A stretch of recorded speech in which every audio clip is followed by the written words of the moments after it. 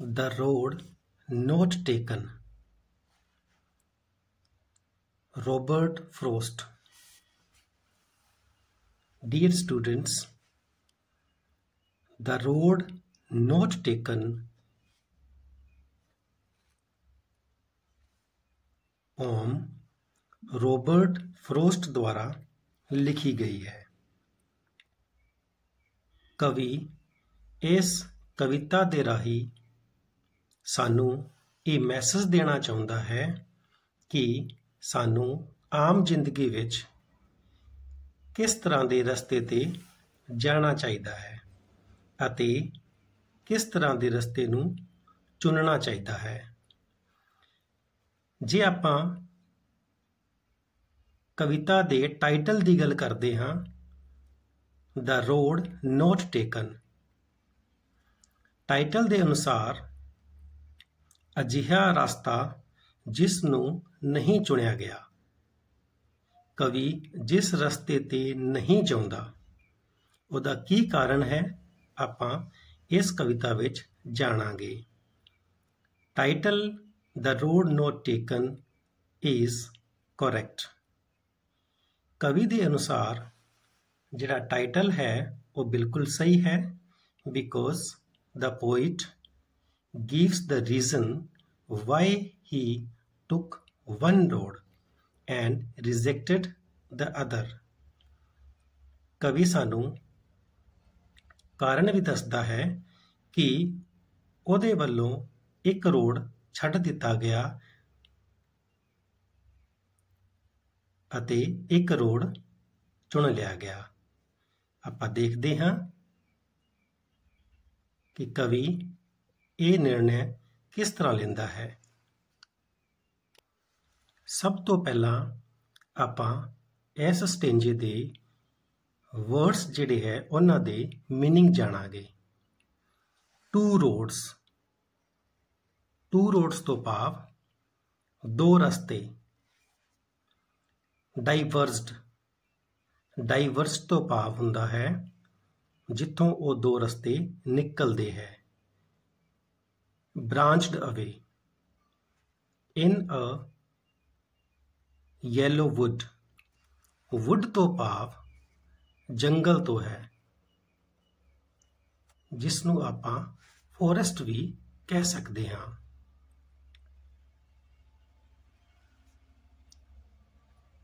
Sorry, कवि sorry क्यों कहता है?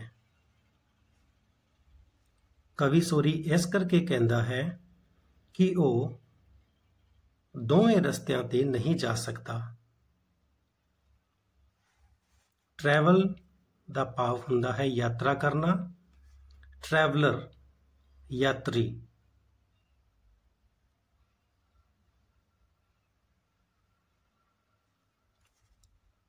लुक्ड डाउन देखना।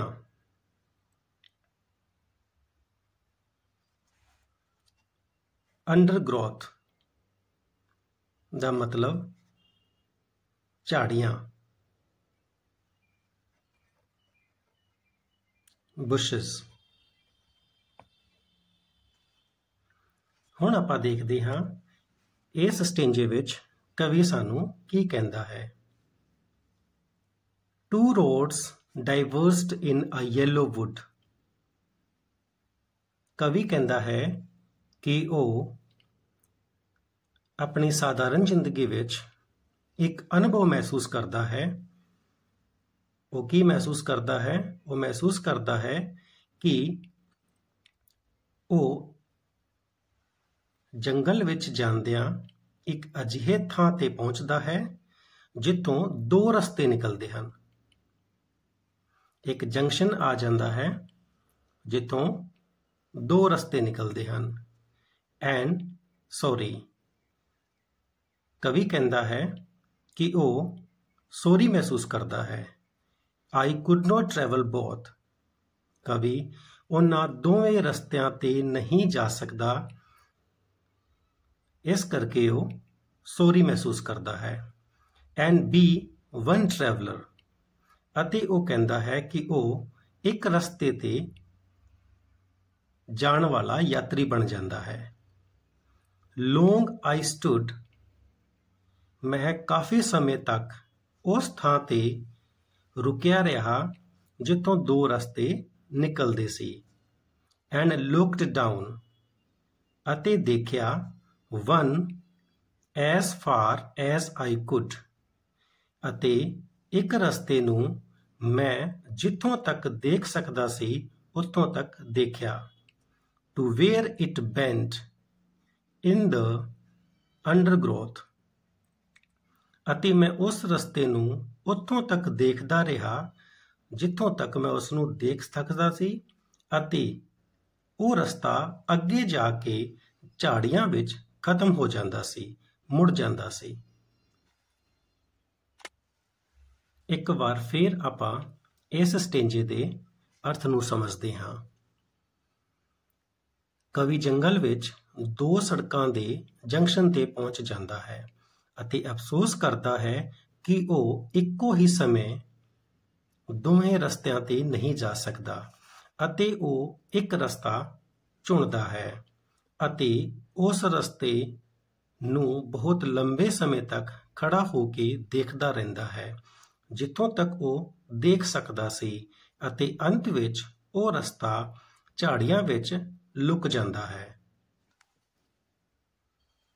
ਹੁਣ ਆਪਾਂ ਦੂਜੇ ਸਟੈਂਜੇ ਦੇ ਵਰਡਸ ਦੇਖਦੇ ਹਾਂ। ਦੈਨ ਤੋਂ ਭਾਵ ਹੈ ਉਹ ਸਮਾਂ। ਕਿਹੜਾ ਸਮਾਂ? ਜਿਸ ਸਮੇਂ ਕਵੀ ਦੋ ਰਸਤਿਆਂ ਦੇ ਜੰਕਸ਼ਨ ਤੇ ਆ ਜਾਂਦਾ ਹੈ। He had come to a junction of two roads in a forest. Fair ਤੋਂ ਭਾਵ ਹੈ beautiful।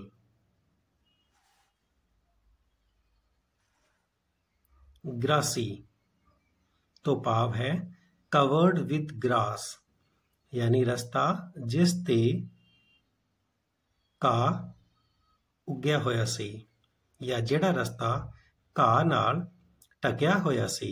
ਵਾਂਟਡ ਵੇਅਰ ਤੋਂ ਭਾਵ ਜਿਸ ਰਸਤੇ ਨੂੰ ਬਹੁਤ ਘੱਟ ਯੂਜ਼ ਕੀਤਾ ਗਿਆ ਸੀ। Not much used.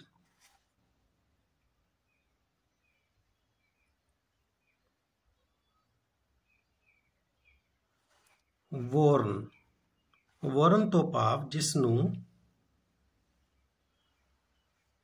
ਜ਼ਿਆਦਾ ਵਰਤਿਆ ਗਿਆ ਹੋਵੇ ਜਾਂ ਘਿਸਿਆ ਹੋਇਆ ਹੋਵੇ। ਹੁਣ ਆਪਾਂ ਸਟੈਂਜਾ ਅਤੇ ਇਸ ਦਾ ਮੀਨਿੰਗ ਦੇਖਦੇ ਹਾਂ। Then took the other as just as fair। ਇਸ ਸਮੇਂ ਕਵੀ ਕਹਿੰਦਾ ਹੈ ਕਿ ਉਸਨੇ ਦੂਜਾ ਰਸਤਾ ਚੁਣਿਆ। as just as fair, ਜਿਹੜਾ ਬਹੁਤ ਹੀ ਸੁੰਦਰ ਸੀ, ਬਿਊਟੀਫੁਲ ਸੀ। and having perhaps the better claim, ਅਤੇ ਇਸ ਤਰ੍ਹਾਂ ਜਾਣਦਾ ਸੀ ਕਿ ਸ਼ਾਇਦ ਇਹ ਰਸਤਾ ਉਹਦੇ ਲਈ ਵਧੀਆ ਹੋਵੇਗਾ। because it was grassy and wanted wear, ਕਿਉਂਕਿ ਇਹ ਰਸਤਾ ਗ੍ਰਾਸ ਨਾਲ ਢਕਿਆ ਹੋਇਆ ਸੀ। It was covered with grass and it was not used much, though as for that the passing there had worn them really about the same। ਜਦੋਂ ਕਵੀ ਦੋ ਰਸਤਿਆਂ ਦੇ ਜੰਕਸ਼ਨ ਤੇ ਆ ਜਾਂਦਾ ਹੈ ਤਾਂ ਉਹ ਕਾਫੀ ਸਮਾਂ ਉੱਥੇ ਖੜਾ ਹੋਣ ਤੋਂ ਬਾਅਦ ਦੂਜਾ ਰਸਤਾ ਚੁਣਦਾ ਹੈ, ਕਿਉਂਕਿ ਉਹ ਰਸਤਾ ਉਹਦੇ ਲਈ ਆਰਾਮਦਾਇਕ ਸੀ ਅਤੇ ਘਾਹ ਨਾਲ ਢਕਿਆ ਹੋਇਆ ਸੀ। ਕਿਉਂਕਿ ਇਹ ਰਸਤੇ ਕੁਝ ਖਾਸ ਵਤੀਰਾ ਮੰਗਦੇ ਸੀ, ਮਤਲਬ ਉਹਨਾਂ ਵੱਲ ਖਾਸ ਧਿਆਨ ਦਿੱਤਾ ਜਾਣਾ ਚਾਹੀਦਾ ਸੀ। ਜਦਕਿ ਕਵੀ ਇਹ ਵੀ ਦੱਸਦਾ ਹੈ ਕਿ ਦੋਵੇਂ ਹੀ ਰਸਤੇ ਕਿਸੇ ਨਾ ਕਿਸੇ ਯਾਤਰੀ ਵੱਲੋਂ ਵਰਤੇ ਗਏ ਸੀ ਅਤੇ ਦੋਵੇਂ ਇੱਕੋ ਸਮਾਨ ਕਿਸੇ ਹੋਏ ਸੀ।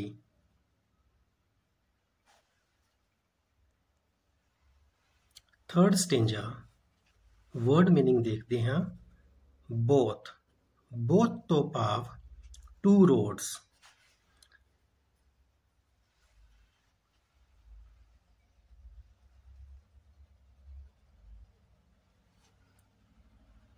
ਟ੍ਰੋਡਨ ਬਲੈਕ, ਟ੍ਰੋਡਨ ਤੋਂ ਭਾਵ ਪਾਂਵ ਰੱਖਿਆ ਹੋਇਆ।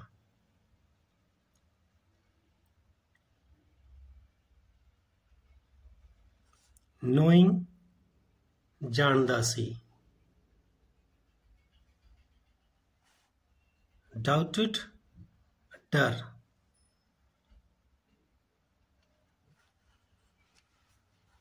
ਹੁਣ ਆਪਾਂ ਸਟੈਂਜੇ ਦਾ ਮੀਨਿੰਗ ਦੇਖਦੇ ਹਾਂ। And both that morning equally lay in leaves no step had trodden black. ਕਵੀ ਇੱਥੇ ਕਹਿੰਦਾ ਹੈ ਕਿ the two roads lay in front of him, equally covered with leaves. ਕਵੀ ਕਹਿੰਦਾ ਹੈ ਕਿ ਦੋਵੇਂ ਹੀ ਸੜਕਾਂ ਉਹਦੇ ਬਿਲਕੁਲ ਸਾਹਮਣੇ ਸੀ ਅਤੇ ਦੋਵੇਂ ਹੀ ਪੱਤਿਆਂ ਨਾਲ ਢਕੀਆਂ ਹੋਈਆਂ ਸਨ, ਕਿਉਂਕਿ ਸਵੇਰ ਦਾ ਸਮਾਂ ਸੀ। ਸਵੇਰ ਦੇ ਸਮੇਂ ਸਭ ਤੋਂ ਪਹਿਲਾਂ ਉਸ ਥਾਂ ਤੇ ਕਵੀ ਪਹੁੰਚਦਾ ਹੈ ਅਤੇ ਦੋਵੇਂ ਹੀ ਸੜਕਾਂ ਤੇ ਕੋਈ ਵੀ ਯਾਤਰੀ ਨਹੀਂ ਚੱਲਿਆ ਹੋਇਆ ਸੀ। No human being had yet used either of the roads. Oh, I kept the first for another day. ਇੱਥੇ ਕਵੀ ਇਹ ਦੱਸਦਾ ਹੈ ਕਿ ਉਸ ਨੇ ਪਹਿਲਾ ਰਸਤਾ ਕਿਸੇ ਹੋਰ ਦਿਨ ਲਈ ਰਿਜ਼ਰਵ ਰੱਖਿਆ ਸੀ। The poet decided to reserve the first road for use on the future occasion. ਕਵੀ ਕਹਿੰਦਾ ਹੈ ਕਿ ਪਹਿਲਾ ਰਸਤਾ ਉਸ ਨੇ ਭਵਿੱਖ ਵਿੱਚ ਕਦੇ ਵਰਤਣ ਲਈ ਸੁਰੱਖਿਅਤ ਰੱਖ ਲਿਆ ਸੀ। ਕਹਿਣ ਦਾ ਭਾਵ ਕਵੀ ਪਹਿਲੇ ਰਸਤੇ ਨੂੰ ਛੱਡ ਦਿੰਦਾ ਹੈ, ਕਵੀ ਪਹਿਲਾ ਰਸਤਾ ਨਹੀਂ ਚੁਣਦਾ। Yet knowing how way leads on to way. ਕਿਉਂਕਿ ਕਵੀ ਜਾਣਦਾ ਸੀ, ਕੀ ਜਾਣਦਾ ਸੀ? He knew that from one road or path branches of another. ਉਹ ਜਾਣਦਾ ਸੀ ਕਿ ਇੱਕ ਸੜਕ ਜਾਂ ਰਸਤੇ ਵਿੱਚੋਂ ਦੂਜਾ ਰਸਤਾ ਨਿਕਲ ਆਉਂਦਾ ਹੈ। I doubted if I should ever come back. ਅਤੇ ਕਵੀ ਨੂੰ ਡਰ ਵੀ ਰਹਿੰਦਾ ਹੈ ਕਿ ਸ਼ਾਇਦ ਹੀ ਉਹ ਕਦੇ ਵਾਪਸ ਉਸੇ ਸੜਕਾਂ ਦੇ ਉਸ ਜੰਕਸ਼ਨ ਤੇ ਆਵੇਗਾ ਅਤੇ ਪਹਿਲੀ ਸੜਕ ਉੱਤੇ ਚੱਲਣ ਦੇ ਆਪਣੇ ਵਾਅਦੇ ਨੂੰ ਪੂਰਾ ਕਰ ਸਕੇਗਾ। The poet doubted if he would ever come back to the junction of two roads.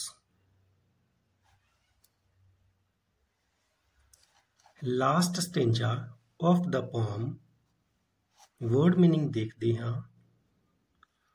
With a sigh, with a sigh तो की भाव है with a sense of regret। इत्थे कुछ पछतावे ਜਾਂ ਕੋਈ ਡਰ ਉਹਦੇ ਮਨ ਵਿੱਚ ਸੀ। ਹੈਂਸ, ਹੈਂਸ ਦਾ ਭਾਵ ਆਫਟਰਵਰਡ, ਬਾਅਦ ਵਿੱਚ।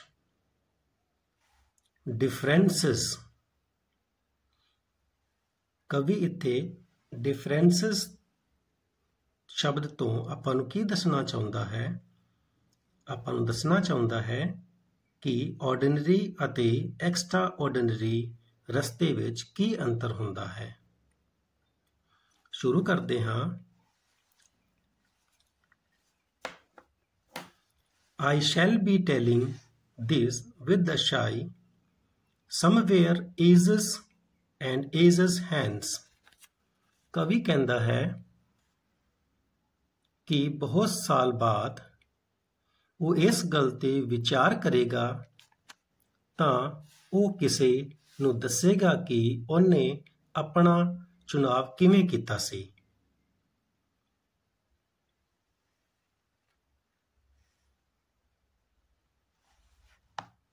ਅਤੇ ਉਹ ਦੱਸੇਗਾ ਕਿ ਜੰਗਲ ਵਿੱਚ ਦੋ ਰਸਤੇ ਇੱਕ ਜੰਕਸ਼ਨ ਤੇ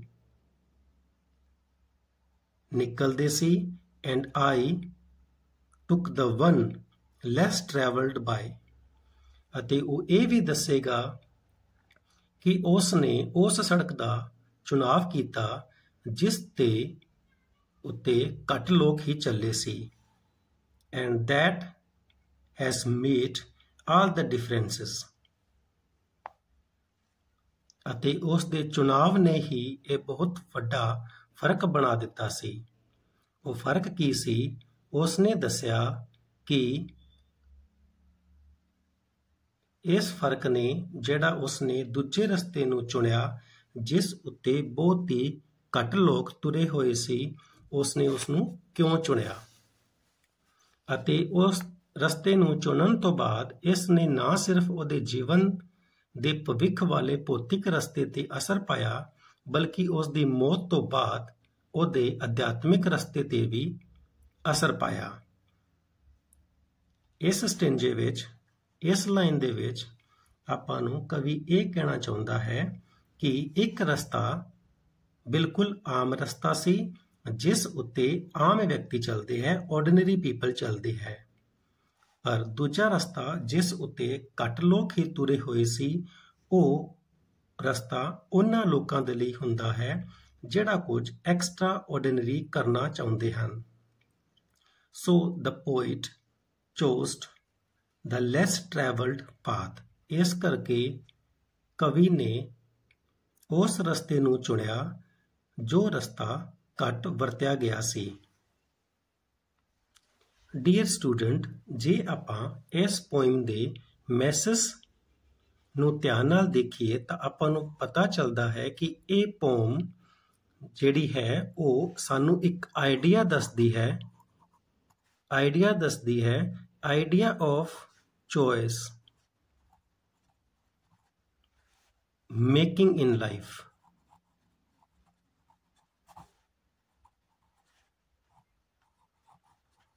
ਜੀਵਨ ਵਿੱਚ